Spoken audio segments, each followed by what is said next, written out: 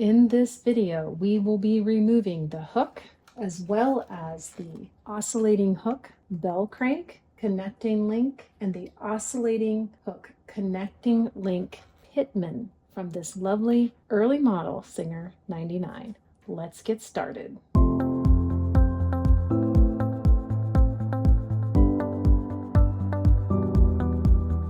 Now the hook is going to eventually come out of the top of the machine this way, but pretty much everything we're doing today is going to be done on the underside of the machine. I do want to point out the friction spring that I removed in an earlier video. You might remember I snapped the head off of that screw. I am waiting for a tap right now so I can hopefully tap this hole out. I'm going to try with the original size first, and if that doesn't work, I will be sizing up. The tap has not come yet in the mail, so once it's here, I can address that. But for now, it's just going to have to wait. Let's flip this over.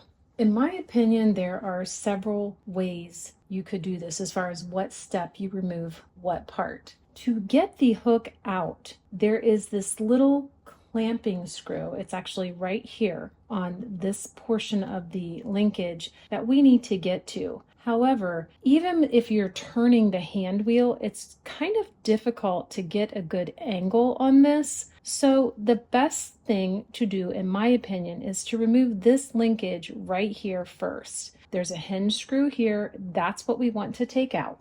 So just left, spin it out. And here we have the first screw. We're removing this hinge screw. So it fits through this linkage. That's why you need this shoulder. And then it screws into this part of the bell crank. Once you do that, you should be able to just slide the linkage right off this little post right here. Now, when it goes back on, mine has a part number stamped on it. That's going facing up. But we can set the link and the hinge screw aside.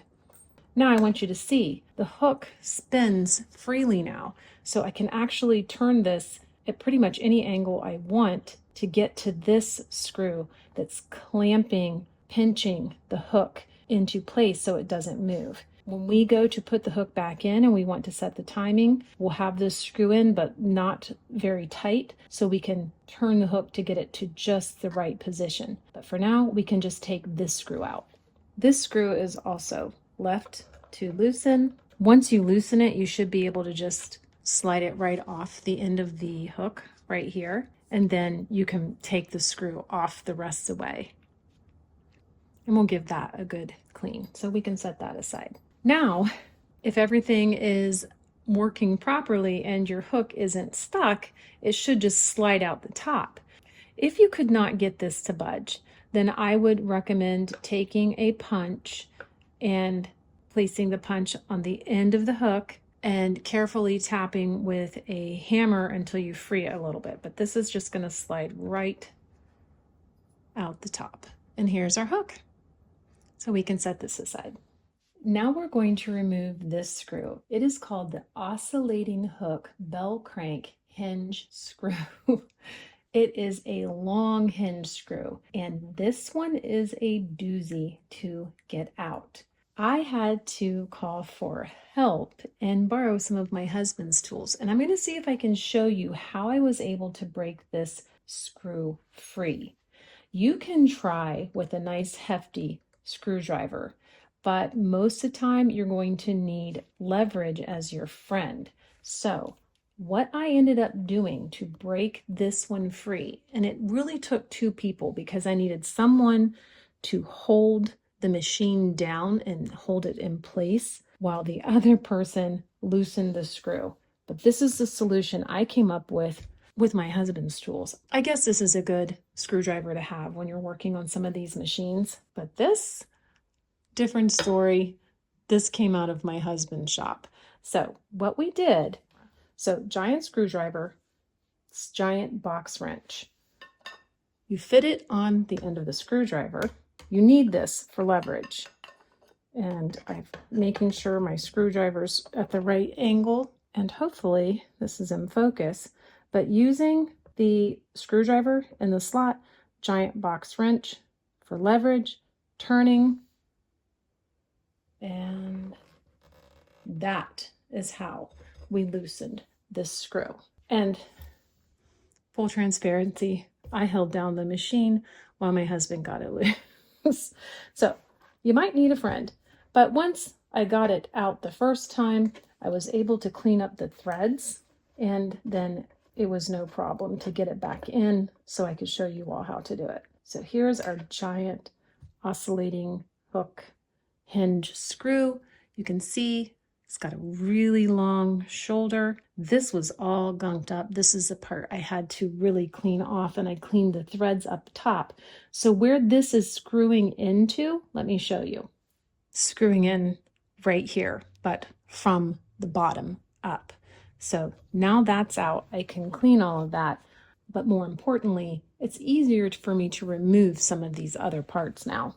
Once we have that huge hinge screw out, you should be able to sort of turn where your hand, turn the shaft the hand wheel was on, and just kind of wiggle this whole part free from this roller right here.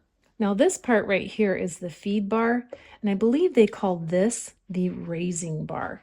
But once I have this off, I can go ahead and take this connecting screw right here on this end of the pitman and take it out, and all this is going to come apart, and then I can remove another connecting screw on the opposite end of the pitman that will allow me to take this whole part of the oscillating hook off. So take this screw off. This one's just a short little stubby screw. You see that? And then, ta-da! Now, these screws are the same. These little clamping screws, they're the same. So we can take them out for cleaning and put them back. And remember that this portion that sticks out on the pitman is going to face the bed of the machine. But go ahead and remove those. Every screw here we're doing is left to loosen. Set that with the other screw. And then I'm just going to remove this one. There we go. And I have to remove this screw too to get it all apart. There we go. It always makes me nervous when I have a screw like that I'm holding my hand back here, because I don't want to stab myself. Now look, this is another hinge screw, because it has to go through this part and then connect into this part of the oscillating hook. So this one's going to go on this end, and the short stubby one's going to go on this end. So there, look, all the parts are apart and we're going to clean them up before we put them back. So let's set that aside. We still have the raising bar. So this is the next screw that we want to take off. So left to loosen on this one. And you know this is going to be another hinge screw. I oiled these parts up really well before I tried to take them off. I learned my lesson the hard way. And this is the only one that I didn't loosen before filming. Here we go, a nice big hinge screw, big old shoulder. And then we can just pull this raising bar right out. And this roller should spin, I believe, yes. But it's so gunked up, it's very hard to spin. So we'll be working on freeing that up and cleaning it up before it goes back on the machine. So why don't we go ahead while we're down here and get rid of the feed bar and the feed shaft here. So in order to take the feed rock shaft and this feed bar out, you're going to need a 9/16 wrench and a 3/8 to get all the parts off, and a hefty screwdriver.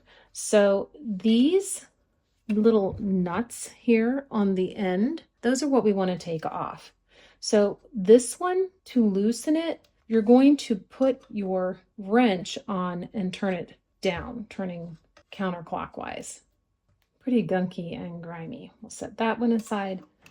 Now for the other side, you're going to want to grab it with your 9/16 wrench and turn. So you're going up, which is counterclockwise, and take it all the way off. So gunky. Okay, so here are our 2 nuts. Now we can go ahead and loosen both screws. These are our little centers or pivot points for the rock shaft.